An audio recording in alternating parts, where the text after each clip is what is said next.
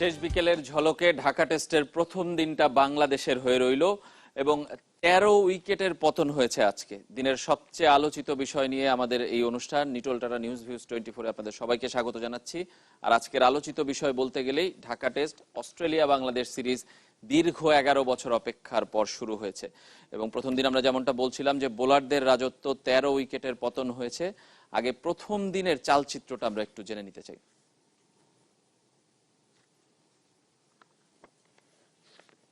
মিরপুরের উইকেট আর স্পিনে অস্ট্রেলিয়ার দুর্বলতা ভালোই জানা বাংলাদেশের, তাই 260 রানে অল আউট হওয়ার পরও হাল ছেড়ে দেননি বোলাররা। মাত্র 9 বলের ব্যবধানে 3 অজি ব্যাটসম্যানকে ফিরিয়ে প্রথম দিনটা সমানে সমান কাটালো স্বাগতিকরা। মেহেদী হাসান, সাকিব আল হাসানের ঘূর্ণি বল রহস্যের নাম হয়ে রইল প্রথম দিনের শেষ বিকেলে। সবচেয়ে ভয়ঙ্কর ডেভিড ওয়ার্নার রিভিউতে বেঁচে গেলেও পরের বলে সেই মেহেদীর শিকার শুরু অস্ট্রেলিয়ার ধসের। উসমান খাজা কি বুঝে রান নিতে চাইলেন তিনিই জানেন, ফিরতে পারেননি। আর নাইট ওয়াচম্যান নাথান লায়ন পঞ্চম বলে ফিরলেন শূন্য হাতে, সাকিবের উচ্ছ্বাস বাঁধ ভাঙা। রেনশো স্টিভেন স্মিথ দিনটা পার করলেও রাতটা নিশ্চয় তাদের নির্ঘুম কাটছে। বাংলাদেশের ইনিংসের ধ্বংসস্তূপের সংখ্যায় থাকা বাংলাদেশকে টেনে তুলেছেন দুই অভিজ্ঞ, কিন্তু রান পাহাড়ে নিয়ে যেতে পারেননি। অধিনায়ক মুশফিকও বড় স্কোর করতে নিজেকে 6 নম্বরে ঠেলে দিয়ে ব্যর্থ মাত্র 18 রানে। বৃষ্টির বাধার পর নাসিরের 23, মেহেদী হাসানের 18, শফিউলের 13তে ভর করে 250 পেরোয় বাংলাদেশ।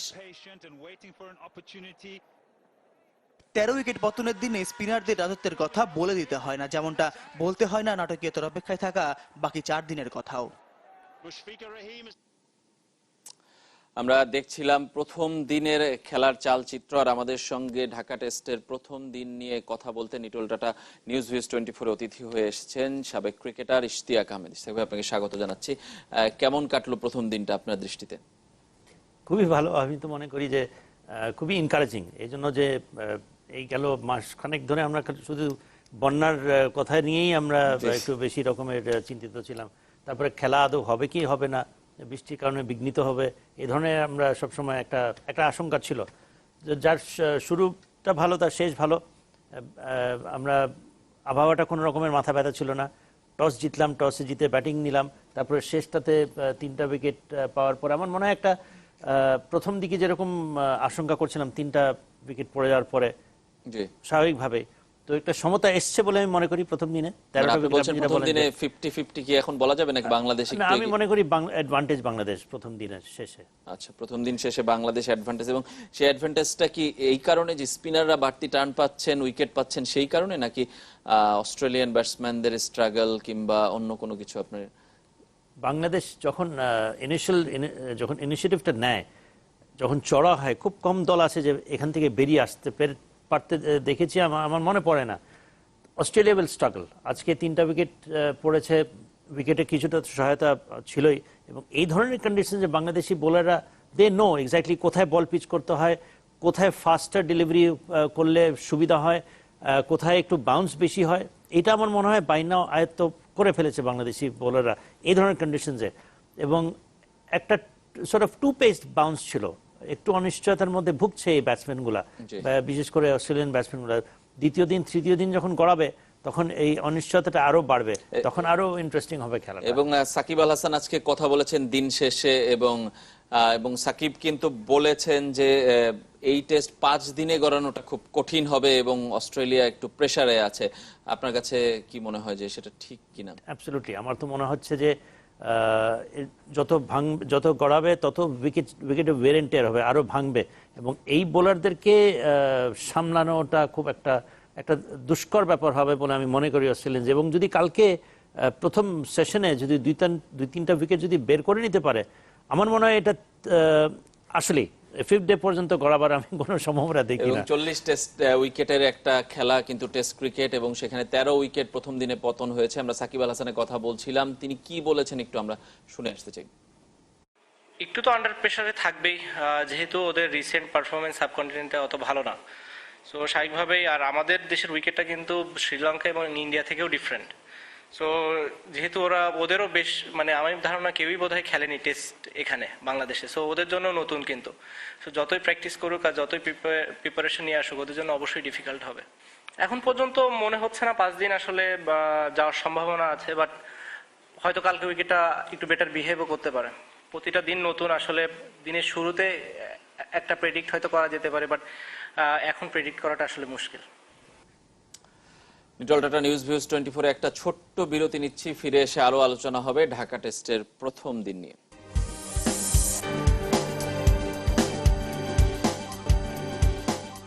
ফিরে এলাম নিটল টাটা নিউজ ভিউজ 24-এ। আমরা কথা বলছি ঢাকা টেস্টের প্রথম দিন নিয়ে। আজকের দিনের আলোচিত বিষয় এই বাংলাদেশ অস্ট্রেলিয়া সিরিজ মাঠে গড়ানো।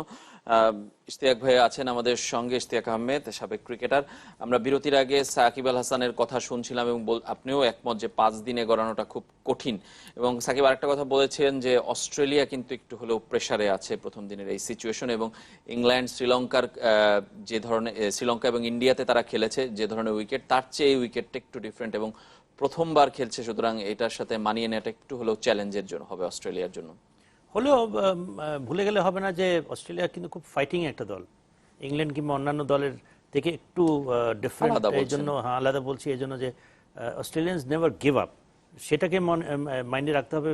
দ্বিতীয় কথা হচ্ছে যে যেটা সাকিব আরেকটা কথা বলে যে সেকেন্ডে থার্ড ডে উইকেট কিরকম হবে, নতুন রকম নতুন এবং আগেও আমরা বিগত দিনগুলোতেও দেখেছি যে উইকেট থার্ড ডেতে কিংবা সেকেন্ড থার্ড ডেতে একটু ভালো বিহেভও করে।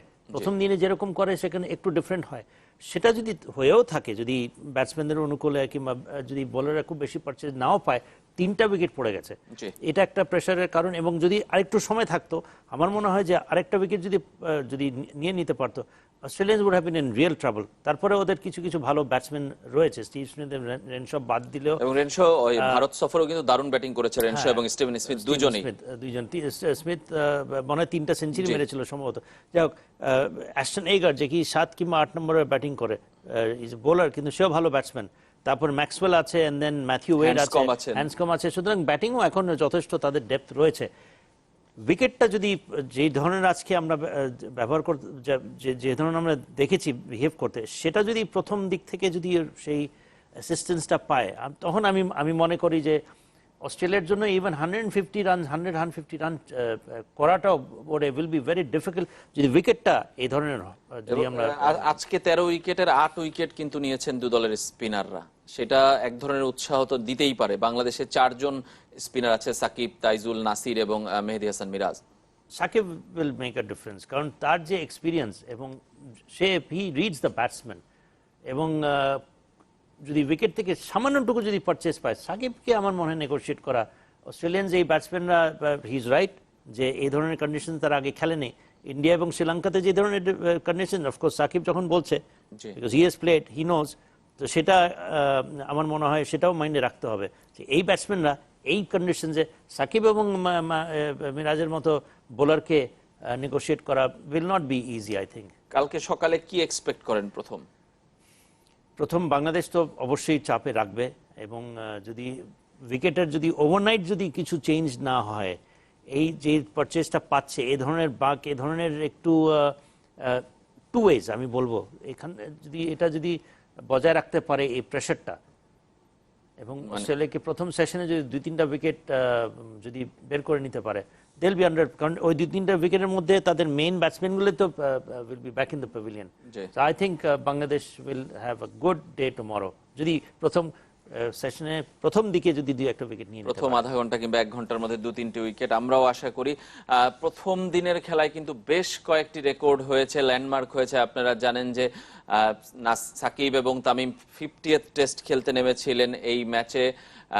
এছাড়া বাংলাদেশের 500তম আন্তর্জাতিক ম্যাচ, টেস্ট, ওয়ানডে, টি20 মিলে, এবং মিরপুরের 150তম ম্যাচ, সবগুলো মিলে অনেকগুলো ল্যান্ডমার্ক হয়েছে। আমরা একটু এই ল্যান্ডমার্কগুলো দর্শকদের জানিয়ে আসতে চাই। মিরপুর টেস্টের প্রথম দিন উত্থান আর পতনের সাক্ষী। টেস্টের ভাগ্য বাকি 4 দিনের হাতে, তবে প্রথম দিন বেশ কিছু মাইল ফলকের সাক্ষী হয়েছে এই ম্যাচ। দলগত পারফরমেন্স দিয়ে সাকিব তামিমের ব্যক্তিগত অর্জনকে সমৃদ্ধ করার প্রতিজ্ঞায় নেমেছিল বাংলাদেশ।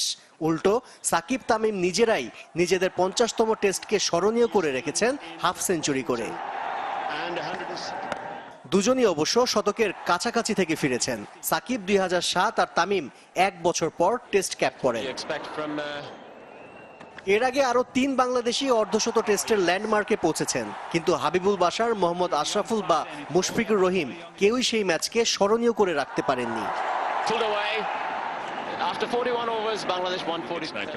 এদিকে 2 বছরের বেশি সময় পর সাদা পোশাকে প্রত্যাবর্তনের ম্যাচটি স্মরণীয় করে রাখার সুযোগ থাকছে নাসির হোসেনের সামনে। প্রথম ইনিংসে 23 রান করে আউট হয়েছেন, দ্বিতীয় ইনিংসে আর 6 রান যোগ করলে টেস্ট ক্যারিয়ারে 1000 পূর্ণ হবে তার। শুধু ব্যক্তিগত নয়, দেশের ক্রিকেটের জন্য এই দিনটি আলাদা। টেস্ট, ওয়ানডে আর টি20 মিলে 500তম আন্তর্জাতিক ম্যাচের মাইলস্টোন স্পর্শ করল বাংলাদেশ, যার শুরুটা হয়েছিল 1986 সালে পাকিস্তানের বিপক্ষে ওয়ানডে দিয়ে। এদিকে 11 মাস পর মিরপুরে ফিরেছে ক্রিকেট, সেই সাথে শেরেবাংলা জাতীয় স্টেডিয়ামও অংশ হয়েছে রেকর্ড আর ইতিহাসের। 3 ফরম্যাট মিলে ভেন্যুর 150তম আন্তর্জাতিক ম্যাচ হচ্ছে। 2006 সালে ওয়ানডে, 2007-এ টেস্ট আর 2011-তে প্রথম টি20 হয়েছে এই মাঠে। নিটল টাটা নিউজ ভিউজ 24-এ আরেকটা বিরতি নিব, ফিরে এসে আরো কথা বলবো। আমাদের সঙ্গে আছেন সাবেক ক্রিকেটার ইশতিয়াক আহমেদ। আবারও ফিরলাম নিটল টাটা নিউজ ভিউজ 24-এ। আমরা কথা বলছি ঢাকা টেস্টের প্রথম দিনের পারফরমেন্স নিয়ে। 13 উইকেটের পতন হয়েছে বাংলাদেশ, 260 রানে অল আউট হয়েছে, 18 রান তুলতেই 3 উইকেট হারিয়ে ফেলেছে অস্ট্রেলিয়া। ইশতিয়াক ভাই, আমরা বোলিং এর অনেক কি বলে সাধুবাদ জানাচ্ছি স্পিনারদের, কিন্তু একটু ব্যাটিং নিয়ে যদি কথা বলি, 260 রানে অল আউট হয়ে গেছে বাংলাদেশ, সেটা আসলে কতটা ব্যর্থতার বলবো? কারণ 1.5 শতাধিক রানের একটা পার্টনারশিপ সাকিব তামিমের, বাকি কেউই কোনো কিছু করতে পারেনি। সবাই তো করে না, এখানে কয়েকজনকে করতেই হবে, এবং এখানে আমরা মুশফিক, সাকিব এবং তামিমের কাছ থেকে আশা করাটা স্বাভাবিক। দে আর দ্য মোস্ট এক্সপিরিয়েন্সড, এবং আজকে 50th টেস্ট ম্যাচ তারা সেভাবে খেলেছ, ঠিক সেভাবেই তাদের কাছ থেকে আশা করেছিলাম যে একটা পর্যায়ে যে হয়তো বা দুজনই 100 রান করবে। 150 রানের পার্টনারশিপ খুবই খুবই ভ্যালুয়েবল পার্টনারশিপ। ওই সময় থেকে অনেকে বলছে যে 10 রানে 3টা উইকেট পড়ে যাওয়া, তার মানে ব্যাটিং, হ্যাঁ ইয়েস, ব্যাটিং অর্ডারে আমি বলবো যে কিছুটা সাব্বিরকে এত আর্লি নামানোর করতে পারতেন ব্যাটিং, সেটাই। তবে ব্যাটিং টসে জিতে ব্যাটিং করাটা good decision, even though initial 3টা উইকেট পড়ে গেছে because of the moisture, because early যে উইকেটের যে অ্যাডভান্টেজটা তারা নিয়েছে, তো সেখানে, এবং ব্যাটসম্যানরা আর্লি আউট হয়ে যাওয়াতে খুব একটা কিছু করণীয় ছিল না। আমি বলবো না যে সফট ডিসমিসালস, বরং সফট ডিসমিসাল ছিল তামিম এবং সাকিবের। প্রথম আর্লি অন ব্যাটসম্যানরা কিন্তু বোলারদের কৃতিত্বের জন্য, কিন্তু নৈপুণ্যের জন্য কিন্তু আউটটা হয়েছে। সৌম্য সরকারের আউটটাও কি তাই বলবেন? ট্র্যাপে ফেলে কিছুটা বাউন্স ছিল, এবং আমার মনে হয় যে যেহেতু রেগুলারলি আমরা খেলি না এই ধরনের বোলার, যদি আমরা ডে ইন ডে আউট খেলতাম, নেগোশিয়েট করাটা সহজ। তারপরে কোনো এক্সকিউজ না, এখানে একটু টেকনিক্যাল কিছুটা ফ্লস ছিল। বাট সবশেষে আমি বলবো যে তামিম এবং সাকিবের অসাধারণ ব্যাটিং, খুবই রেজলিউট ব্যাটিং আমি বলবো। মুশফিক চেষ্টা করছিল, নাসিরও কিছুটা অনেকখানি সেই করতে পারেন, মিরাজেরটা আনফর্চুনেট ছিল। বাট 260 আমি মনে করি যে এই উইকেটে ইজ এ গুড টোটাল, এবং এটা অস্ট্রেলিয়া যদি ইনিশিয়ালি, যেটা আমি বললাম কিছুক্ষণ আগে, যদি বাংলাদেশ 2-3টা উইকেট নিয়ে নিতে পারে প্রথম সেশনে, কারণ রান করাটা খুব একটা সহজ হবে না, কিভাবে তারা স্ট্রাগল করে উইকেটে থাকে সেটা দেখার বিষয় হবে। এবং যদি এখান থেকে বাংলাদেশ যদি কিছু ভুল ত্রুটি না করে, হাফ চান্সেস গুলাকে যদি তারা ফুল নেয়, এবং যে সুযোগগুলো তারা যদি সেটাই, এই ধরনের সিচুয়েশনটাকে তারা যদি ক্যাপিটালাইজ করতে পারে, দেন আমার মনে হয় যে Bangladesh looks set to do a good job. এক কথায় দুটো জিনিস জানতে চাই, যে এই টেস্টের ফল কি হতে পারে প্রেডিকশন, এবং কালকে আসলে গতিপথটা বোঝা যাবে কিনা? হ্যাঁ, কালকে আমি মনে করি যে প্রথম সেশনেই বোঝা উচিত হবে, যদি কিনা র্যাডিক্যাল কোনো চেঞ্জ না হয় উইকেটে। সেটা আমি আশা করছি না, সেকেন্ডে থার্ডেতে হয়ে থাকে, বাট সেটা যদি না হয়, আমার মনে হয় যে ইভেন দো এই বোলার্স প্লেয়াররা কিন্তু টেস্ট লেভেলে এক্সপিরিয়েন্স, কিন্তু তাদের ফার্স্ট ক্লাস ক্রিকেটে তাদের কিন্তু যথেষ্ট রান নিয়ে তারা কিন্তু খেলতে এসেছে। বাট সাকিব এবং মিরাজকে কালকে সামলানোটা মুশকিল হবে। ধন্যবাদ আপনাকে ইশতিয়াক আহমেদ আমাদের সঙ্গে যোগ দেওয়ার জন্য। নিটল টাটা নিউজ এখানেই শেষ করছি। আমরা অপেক্ষায় বাংলাদেশের ভালো একটা পারফরমেন্সের।